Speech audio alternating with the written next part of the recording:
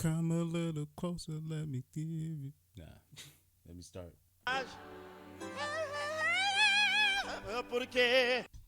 Man, listen.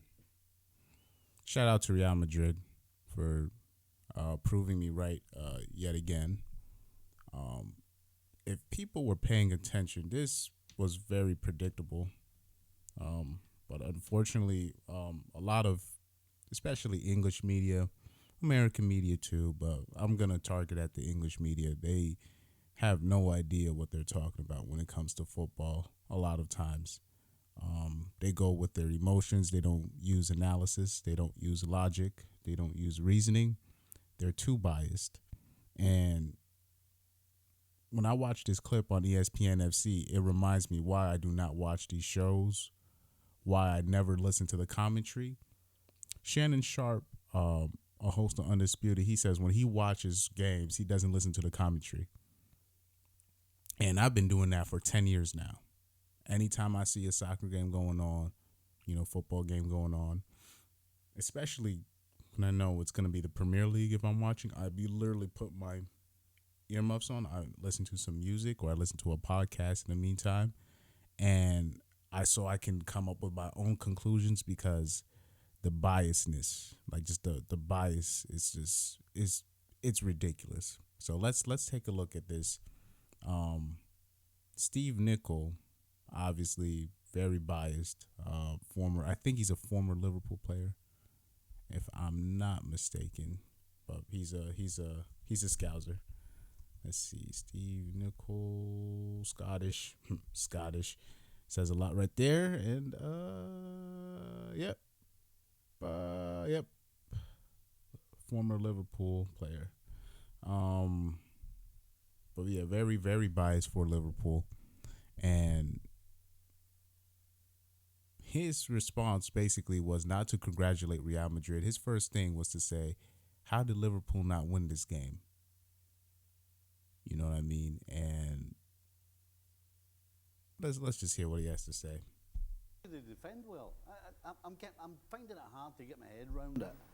And the more I think about the game, the more I'm thinking, Liverpool are going to be thinking, how did we not... You're thinking a lot. How did we not beat this team? Well, you think a lot. How did we not win this game? How did we not beat this team? Because you came out... Because you can't...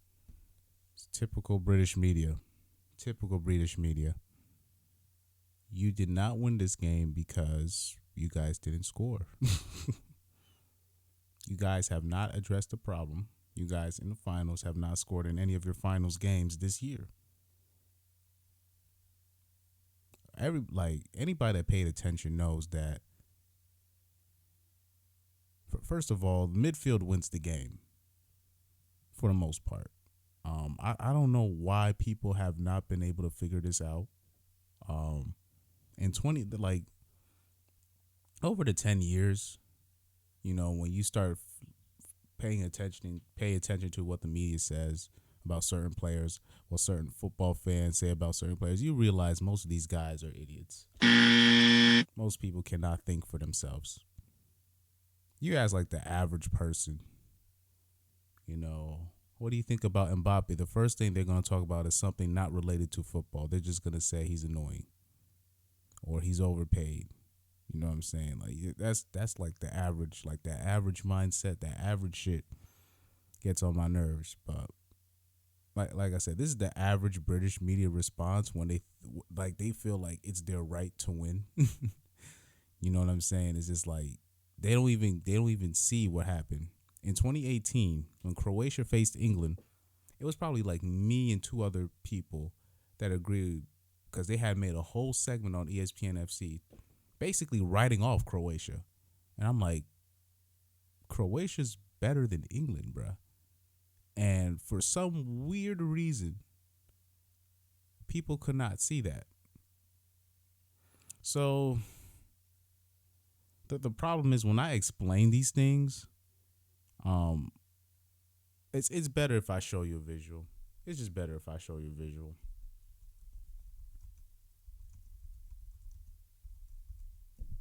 Because I'm gonna show you some tactics. I'm gonna show you something real quick. All right. gonna show you the starting lineups for that game. The players that they have. I'm gonna show you the players that they have. So right here.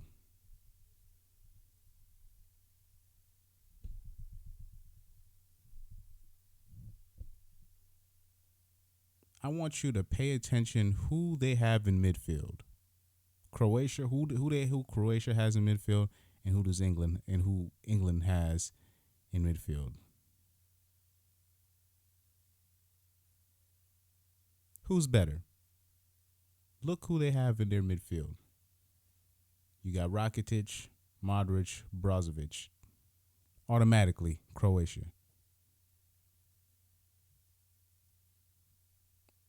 And they have solid pieces around them. Vida, he's a solid player. Lovren, solid player. Subasic, solid goalkeeper. And you have whips up front, right?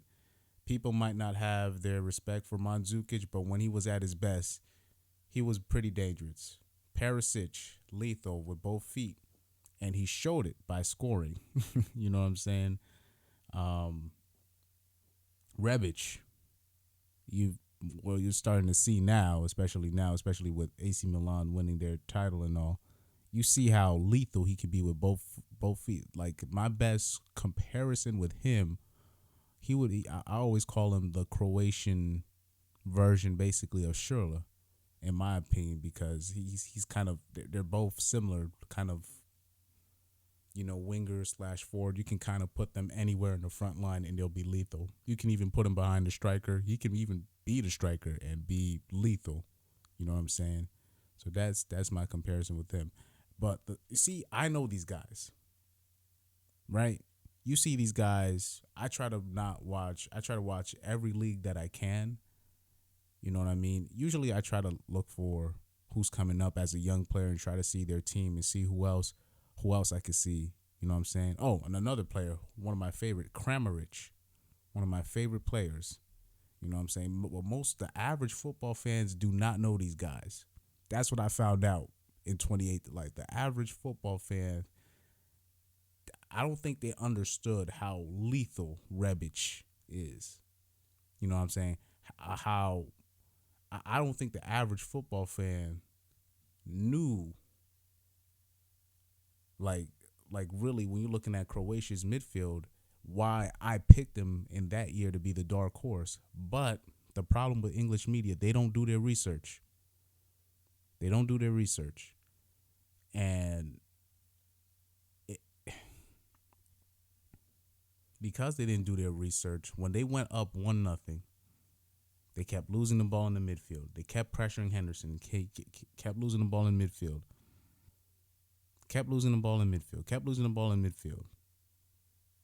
Lingard, Henderson, Ali, these guys are not going to do the trick versus Modric, Rakitic, Brozovic. You know what I'm saying? These guys are not only great players, these guys are also veterans. You know what I'm saying? Like, they know what to do. And they're a lot bigger than people think. You know what I'm saying? So the average football mind, they don't even take these things into consideration. So I'm bringing this up to say this. When you did the research, you found out a lot of people had Liverpool being the better team than Real Madrid coming into the final. I had told my friend that he was rooting for Manchester City to lose. I don't know why, because anybody that knew football knew that, like, your best chance to win the final is if Man City beats Real Madrid, but they were just too full of hate to see it. And now we see what happens here. They didn't defend well. If your goalkeeper has a world day, plays out his skin, makes two unbelievable... First of all, that's false. The goalkeeper is part of the defense. So, yes, they defended well.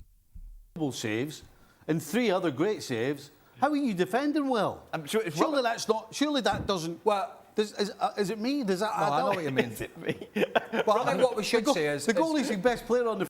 I mean, him laughing at him is actually the perfect response because it's like there's no objectivity, no real analysis.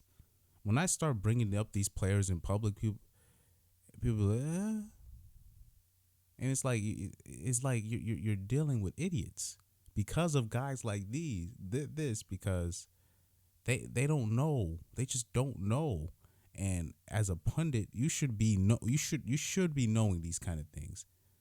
It shouldn't take some kid from freaking Connecticut in America to tell you like, yo, you got to watch out for this player, that player.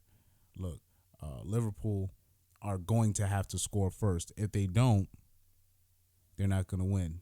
So this is why Liverpool expectedly was going to put in all the pressure. Real Madrid is going to catch them out in a counterattack. They're going to get tired eventually. They're going to defend like they usually do. Liverpool, when it comes to open playing finals, are not as lethal as they put themselves out to be. They're going to burn themselves out easily. Real Madrid will catch them out one time, and they caught them out 2 times. Because technically, it really should be 2-0 Real Madrid win. But, you know how that goes sometimes. But Liverpool couldn't blame nobody but themselves. They couldn't blame the refs. They couldn't blame whatever. And now they're just saying, oh, we're the better team. No. Why they just can't take L's, bro. They just can't take L's, man. We failed, but we defended really well. How's that? I think look, Real Madrid, I mean, fair play. You've got Kroos and Modric. I mean, Kroos is younger, but still in his 30s. Modric is 36. Brilliant player. Casemiro does a great job. But there's no legs. There's just no legs in there, right? So I think you've got to get... That's false. Modric has plenty of legs. Kroos is going to play how he plays, and Casemiro has plenty of legs left, bro. This is the problem too with England. They think that they're the only midfielders that run.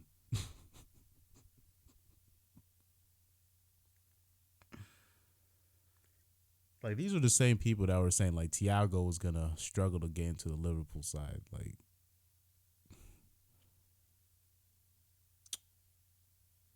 to say Kroos and Modric don't have legs is insanity. These guys play literally every single match, especially for the past 4, 5, 6, 7 years. They've literally played every single match, played full 90 every time. There's a reason why all these center mids, they come to Real Madrid, they come and go, because Kroos and Modric are just irreplaceable. They refuse to leave the pitch. These guys do not get subbed in, subbed out. They've been getting subbed in, subbed out recently, especially Modric. It's not because he doesn't have the legs. He's 36, 37.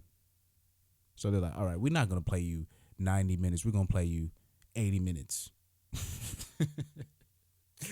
You know what I'm saying? They do have the legs. All right, Modric definitely has the legs. Kroos, who might be slowing down a little bit. He gets caught out sometimes. I've been watching him this season, but he still has the legs. These guys play every single game. And Casemiro, we're not even going to disrespect him like that. Give Ancelotti a lot of credit here. Look, Real Madrid have become brilliant at what they do. What they're doing at the moment is not the Galacticos Real Madrid. He's gone in there, from a... We're going to stop this right here because a lot of his talk starts to be disingenuous, basically acting like Real Madrid are underdogs. If you compare the lineups that Liverpool have to Real Madrid, like I said, let's do the analysis. Let's do the analysis now. Let me show you the lineups. This is where analysis, your objectivity has to come in. All right? This is where your objectivity has to come in.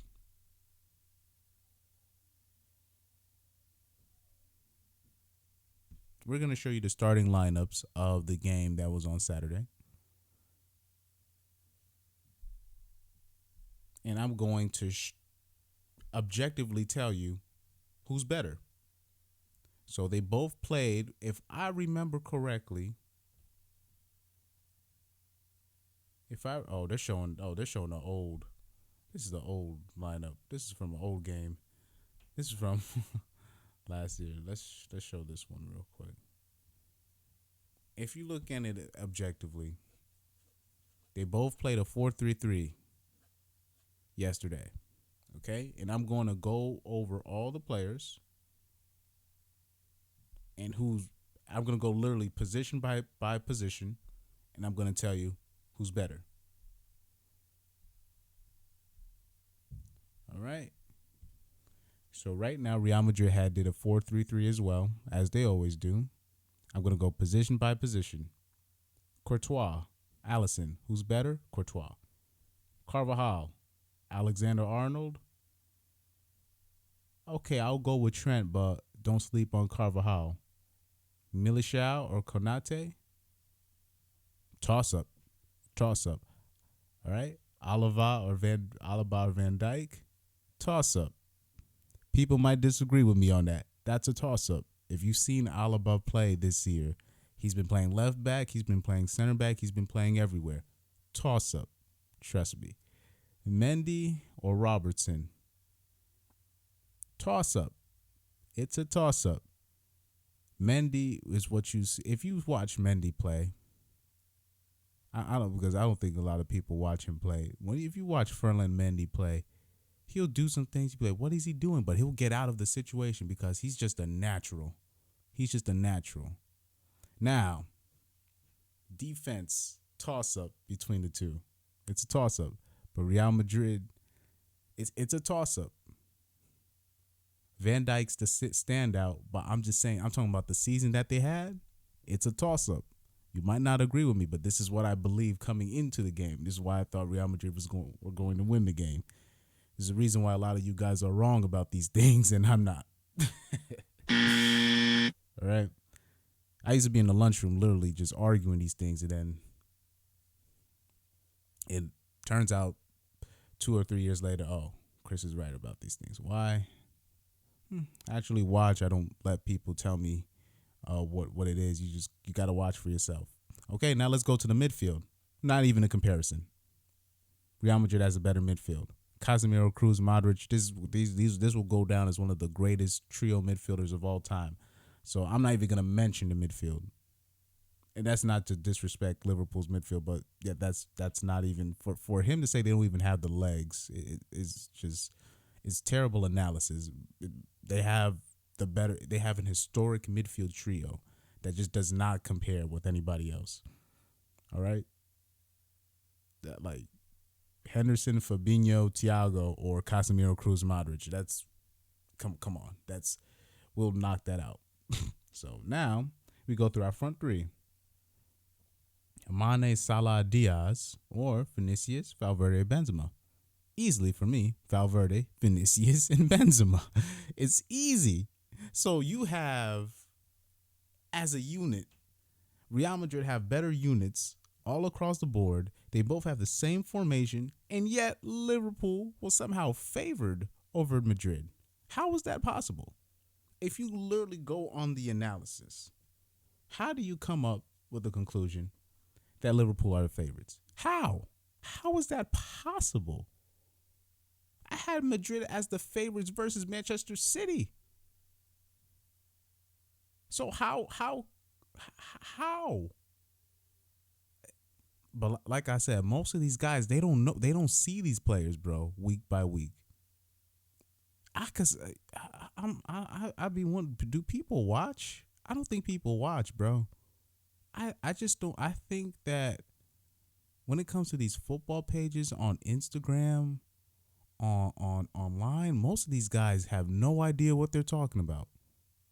And I found that out early because, like I said, I grew up a Balotelli fan, Pogba fan, a Hazard fan, and it's clear people, like, especially following these guys since I was a kid and seeing some of the critiques they would get even before they blew up, or it'll be like,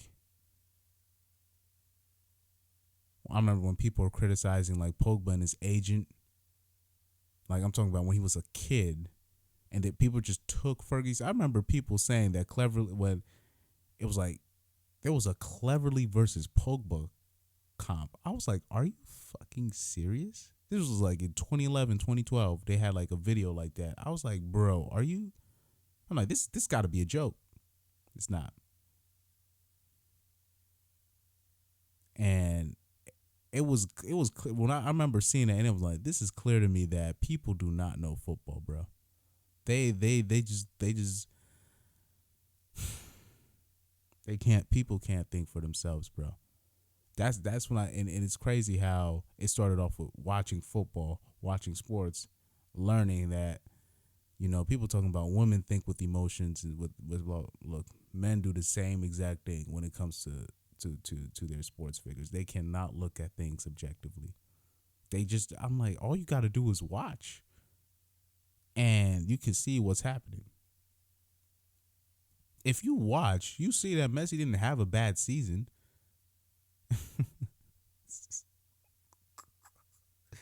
Like if you watch, you'd be like, okay, I know that Pogba's not the problem at Man U. I said that for years. People didn't believe me. I'm just saying that Lukaku's not the problem. I'm telling you.